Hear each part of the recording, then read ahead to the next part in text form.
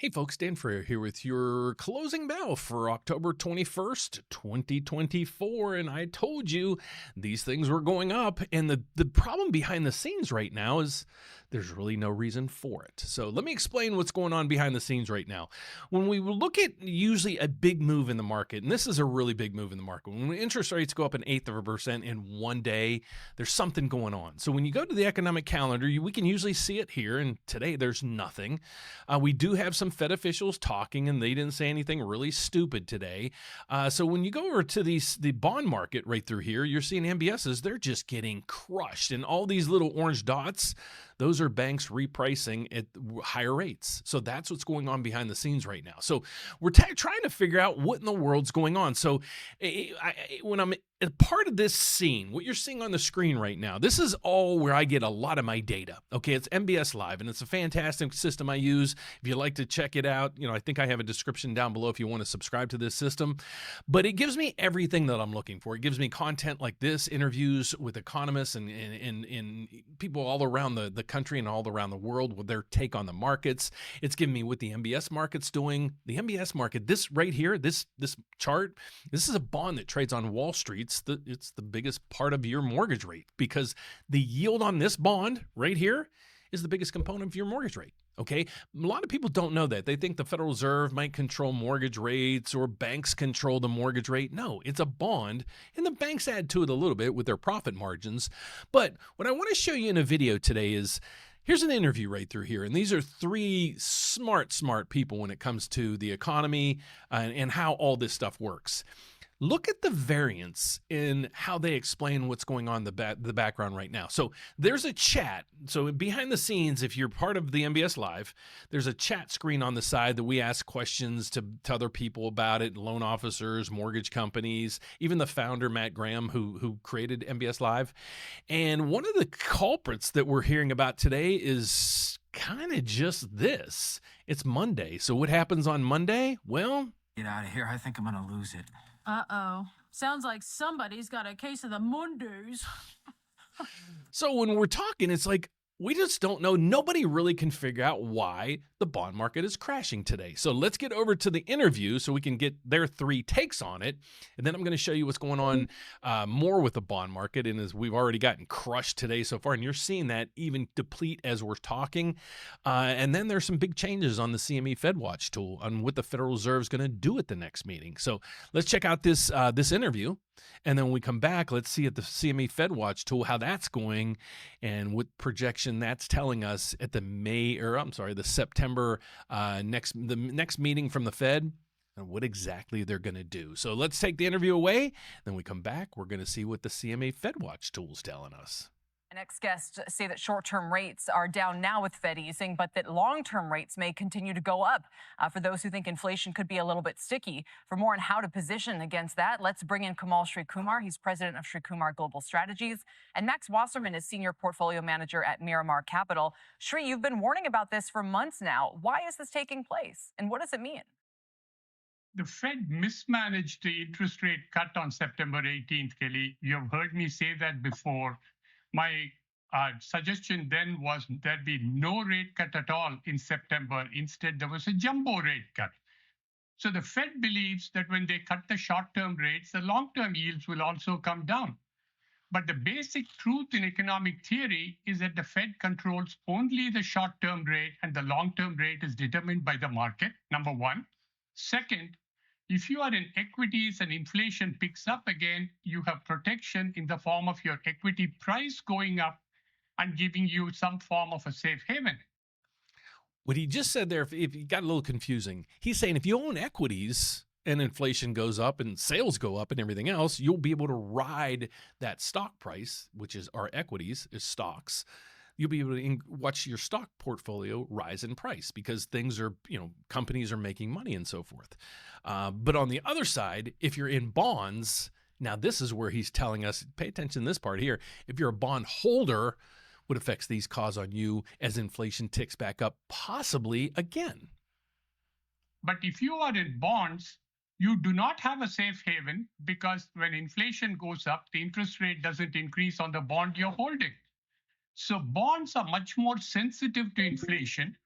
and they are reacting to higher inflation expectations. One other warning: neither presidential candidate is talking about how to cut the fiscal deficit, how they are going to deal with the debt in the new year after January 20th. And unless the new president does something about it very quickly, I am looking for the 10-year to head toward 5%. So, in other words, the increase that you have had so far is not sufficient.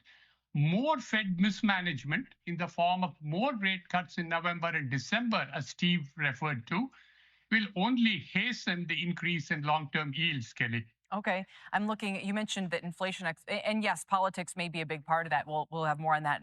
He mentioned briefly about the 10-year Treasury hitting 5% again. And I've posted an article in this morning's video. Another analyst said the same thing. So let's break that down just a little bit on seeing where that might put mortgage rates. Okay, so historically what we usually see is we see the 10-year Treasury. If you add about 1.75% to the 10-year Treasury, that usually puts you right around the range of where mortgage rates are. Okay, so if the 10-year Treasury gets back to 5, we're going to have 6.75 or higher in rates. Where are we now? Well, that's where we are. Okay, we're at 6.8 right now. So a lot of that data is coming to fruition. So let's see the rest of this comments. Steve Leisman counters a little bit, and then the other gentleman here is going to put in his content. So let's see how the rest of them react in a bit, but the inflation expectations are up if we show the 5-year break-evens. That's the near term, not the forwards. They were at, and Steve, I'd like you to weigh in on this. We were at under 2. Now we're at 2.25. That's a decent move in the past couple of weeks. I think it is. Does he look a little perplexed? If you watch it, I watched him kind of during this interview, and then when she was asking him questions, he just looks completely dumbfounded on what this gentleman just said. So I want to see his intake or his input on that. For sure. I just not sure that further Fed rate cuts will bring down, will cause yields to rise. I really think it's the inflation outlook and the outlook from Fed officials that will ultimately tell us where we're going to go. The market also has a belief, Kelly, that growth is inflationary. I don't believe that to be the case. I think what we've seen strong growth and strong job growth without the inflation. So we'll see. I think that stubborn inflation report was part of the problem. I think also a bit of a hangover among Fed officials having done the 50 that they may want to pause, so the market's a little more circumspect about the outlook for rates. Shri, normally we debate the theory of this, but can you be very pragmatic about this for a moment? I mean, we've heard high-profile folks like Druckenmiller say they're shorting bonds.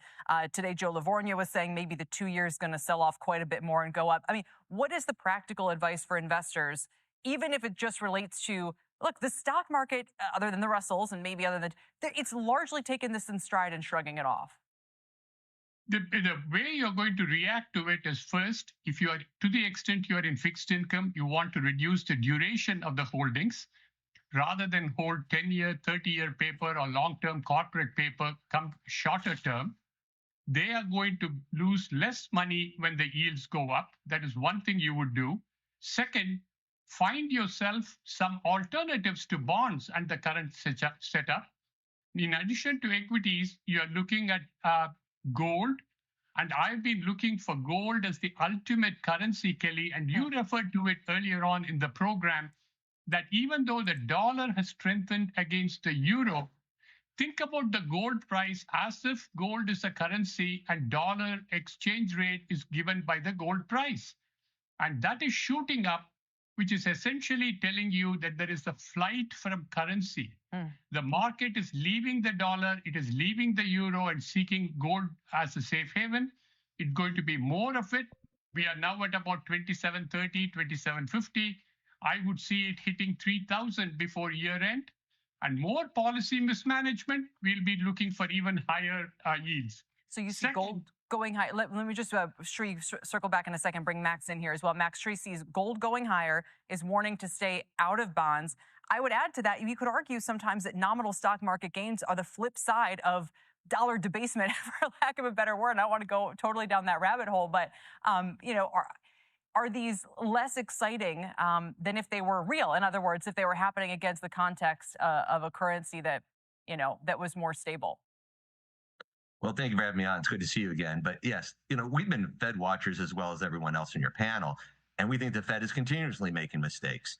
I mean, the anticipation that they want to cut it, bring the Fed funds rate down to a neutral rate, bring it down to, let's see, whatever they call inflation under 3, it's going to have a material effect. So we're not so positive on bonds either. We've shortened our duration. We like 1 to 2 years. Treasuries, we still think they're a good place to be, but we would not be going longer. But the Fed has said, based on their 50 basis points cut, that they want to bring it down to a neutral rate, which implies 180. So if they're going to do it, we think it's more of like 12 to 18 months out. We think it's a mistake to accelerate it. We think they should have done 25 and done it slower. But the data that's coming in is showing that the economy is a little bit stronger than anticipated. Retail sales were a little bit stronger. Employment's a little bit stronger. GDP's a little bit stronger. And they're talking about major interest rate cuts. And I just think it's a huge mistake. And I think it will be inflationary on the 10-year because neither candidate or anybody's talking about deficit reduction. In fact, everybody's talking about spending more money. So we see the 10-year going higher. I'm not sure. So that's what now you're starting to see where the deficit's starting to come into play. So I just wanted you guys to hear all that. Both these guys mentioned, neither candidate's saying how they're going to deplete in the deficit that we have, and that is going to be a major problem. Just out on Friday, the Biden administration, they're showing a $1.8 trillion deficit, and a huge piece of that is just the interest rate on the interest paid on the deficit that we have right now. So as rates continue to stay high and we have a bigger deficit, more and more money is going to be allocated to the deficit. Thus, it's taking money away from our country in general. So it's a big move that we're going to see, and we're going to monitor this as the candidates get closer and closer to the election. So right now, the deficit is starting to come into focus. Now, let's get over to the CME FedWatch tool. Now, there's a 13% chance, folks, that the Fed might not cut rates. Okay, so where we're at right now is the CME FedWatch tool. This tells us what exactly, or not exactly, what the expectations are of what the Federal Reserve is going to do at the upcoming meetings. So here's the meeting dates. Okay, along the top is the federal funds rate. So right now you can see from this piece of the equation, the federal funds rate right now is 4.75 to 5%. Okay, so we go over this chart and it is right through here, 4.75 to 5%. Okay, right now, this earlier today was 3%. Okay, so this is how much this moved just today. Okay, so now there's an 87% chance that they're going to cut rates, but now there's a 13% chance they might not. So I'm still the proponent of 25, and maybe then just monitor that data. I wasn't a proponent of the 50, and you guys know it here on the channel, so we'll continue to see how this mess ends up. But I do have an announcement. I didn't have time over the weekend to work on my stock tips, so I'm just going to do it live. We're going to do a live event tomorrow, and I'm going to look to do that depending on how the turnout is to have a live event every Tuesday, and you guys are just asking me questions about stocks and bonds and ETFs and things like that, things I don't know. We're going to work on together and learn how to invest our money, what to look for, what exactly is the stock market, what's ETFs, and a whole bunch of other things. So join me in this journey, folks. We have our first event tomorrow. It is live, so check that out. It's right through here on our YouTube channel.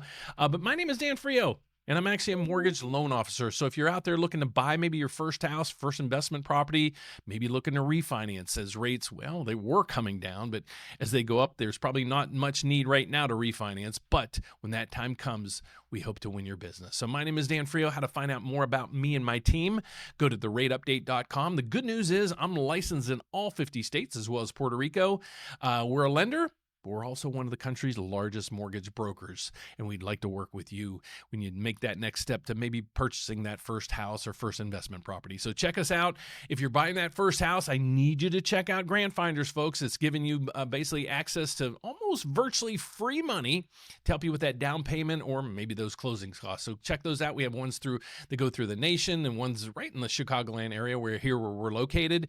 But if you want to get your application in, just click the Apply Now tab, or you can scroll scroll to the bottom and you'll find our 800 number right down through there. It's 844-775-5626, or you can email me directly. And yes, it's me at dan@therateupdate.com. So thanks so much for watching, folks. Hope you subscribe, and you can do that right over there if you don't mind. We just surpassed 32,000 last Friday. So thank y'all for your help out there. God bless. Have a fantastic evening, and I'll see you here tomorrow.